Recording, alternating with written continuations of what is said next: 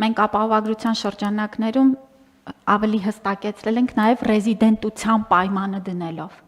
որ պիտի 183 օր Հայաստանում ապրեն, որպեսզի այս համակարգ ներառվեն։ Դա վերաբերվում է ինչպես 65+-ին, այնպես էլ մինչև 18 տարեկաններին, եւ համահունչ դարձնելու համար ես խնդրում եմ նաև դիտարկել այս մասը, որ ոչ միայն Հայաստանի քաղաքացի, այլ նաև Հայաստանում բնակվող երեխաներին ուղղվի այս միջոցները։ Պարոն Թորոսյան, ես կարող եմ սխալ եմ հասկացել, երեխեքը Հայաստանում են գտնվում։ Այդ մասը առանձին է կարգավորում, պարոն վարչապետ։ Չէ, մենք հիմա այդ որ 600 երեխեքը ֆիզիկապես Հայաստանում են, թե Հայաստանից դուրս։ Խոսքը Հայաստանում դրսում ծնված եւ Հայաստան եկած երեխաներին է վերաբերվում։ Այսինքն, երբ որ մենք ծնողը գալիս է, դիմում է,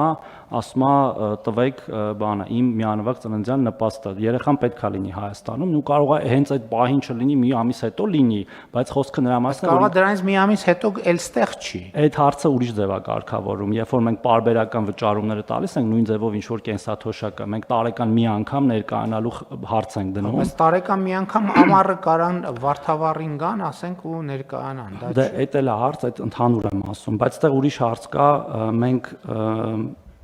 տվյալների մաքրության խնդիր ունենք։ Բանակ չգնալու համար։ Հա, բանակի հարցն է։ Բոլոր տղաներ են այդ դեպքում, թե։ Բայց պարտադիր չի մենակ տղաներ։ Վստահ չեմ բոլորը, բայց եթե վիճակագրություն անենք, կպարզվի, որ մեծամասնություն։ Շատ լավ, եթե ինչ-որ բան սխալ ենք հասկացել, ինչ-որ բան սխալ ենք ձևակերպում, հարցը դա չի, բայց պետք է երեխեքը գրանցվեն, ուրեմն, այսինքն դե յուրե, եթե իմ ընկալումն էր, որ իրանք ընդհանրապես Հայաստանում չեն, բայց դե յուրե իրանք Հայաստանում չեն, առնվազն ամբողջական տրամաբանության մեջ, այդ թվում այո, դա արվում է բանակ չգնալու համար, ինչը ընդունելի չէ։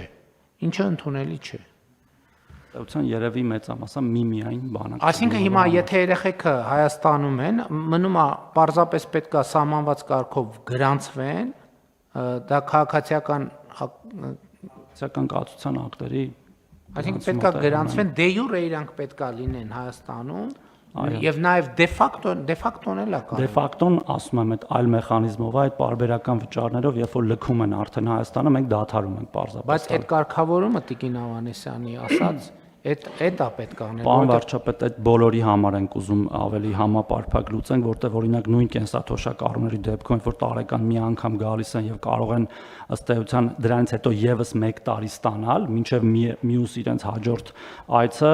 այդտեղ էլ ենք լուծումներ փնտրում, այդտեղ մի հարց կա ընդհանրապես, երկքաղաքացիների դեպքում հաճախ նրանք սահմանները հատում են տարբեր փաստաթղթերով, ու մենք տվյալների մաքրության հարցում ենք։ Հեսա որ բիոմետրիկ անձնագրերի համակարգը մտնի, այդ հարցն էլ դուրս կգա։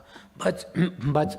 էլ եմ ասում, ես չգիտեմ ճիշտ կարգավորում, ճիշտ չափը որն է, բայց այդ պետքա բան անել, պետքա կարգավորել, այսինքն մարդը ապրում է Հայաստանում, թե չի ապրում Հայաստանում։ Այս շատ կարևոր հանգամանք է։ Թոշակի պարագան մի քիչ ուրիշ է, որովհետև մարդը աշխատել է, հիմա առավել եւս կൂട്ടակային կենսաթոշակի համակարգագործում, եւ այդտեղ ուրիշ կարգ, մարդը աշխատել է այդ իր աշխատած գումարն է, եւ ինքը կարող է այդ գումարը տնօրինի որտեղ ուզում է։ Այդքան էլ տես չի, պարոն վարչապետ, որտեղ կա ծերության նպաստ, որը ինքը չի աշխատել, բավարար չափով աշխատանքային ստաժ չի ունեցել, մենք պարզապես նպաստ ենք տալիս։ Մի րոպե, ես խոսում եմ թոշակի այն հատվածի մասին, որը ձևավորվում է իր աշխատանքի արդյունքում։ Այդ մասը,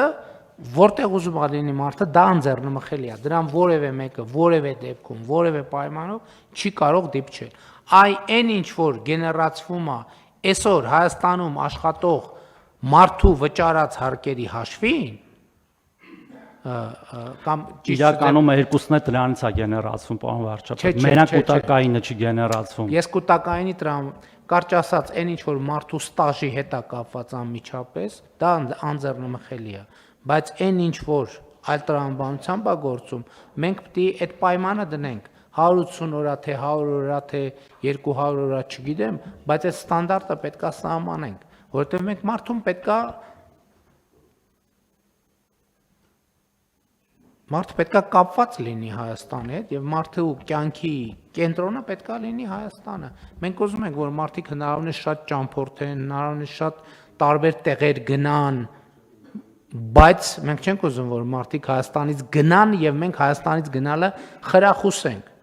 յուրաքանչյուր ոք տեղաշարժի ազատություն ունի, բայց գնալը մենք չենք կարող խրախուսել։ Սրա մասին է խոսքը։ Համեցեք։ Պարոն վարչապետ, ձեր թույլտվությամբ ուզում էի ձեր առաջարկած տրամաբանության համար մի բանաձև փորձեմ առաջարկել, էլի։ Ես կարծում եմ բոլոր նպաստային ծրագրերի դեպքում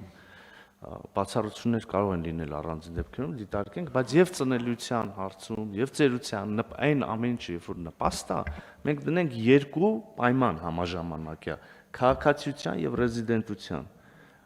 Այսինքն այդ երկու պայմանն էլ պետք է բավարարված լինի, որ որևէ ծրագրից քաղաքացին օգտվի։ Այսքանով կարծում եմ բոլոր հարցերը կլուծվեն։ Դա հենց նպաստը, որովհետեւ այո, նպաստը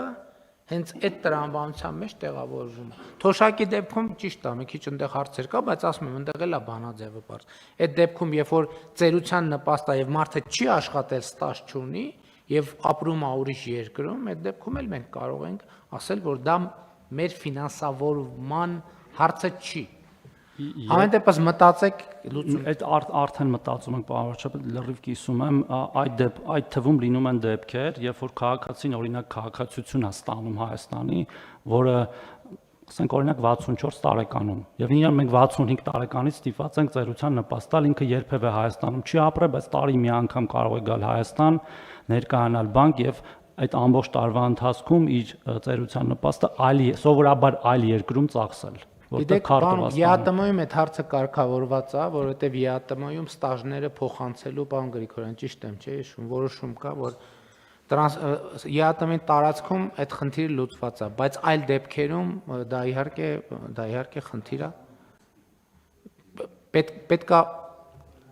համեն դեպս շատ մեծ եւ բարդ թեմա է, հիմա մենք տենց կարող է ինչ-որ բան ճիշտ հասկացանք, օժնրբություններ սխալ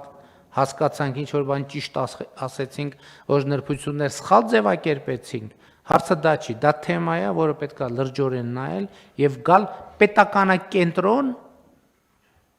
պլյուս մարդակենտրոն տրամաբանությամբ, բայց առանց մեկը մյուսից տարանջալ։ Միանշանակ, պարոն վարչապետ։ Շատ լավ։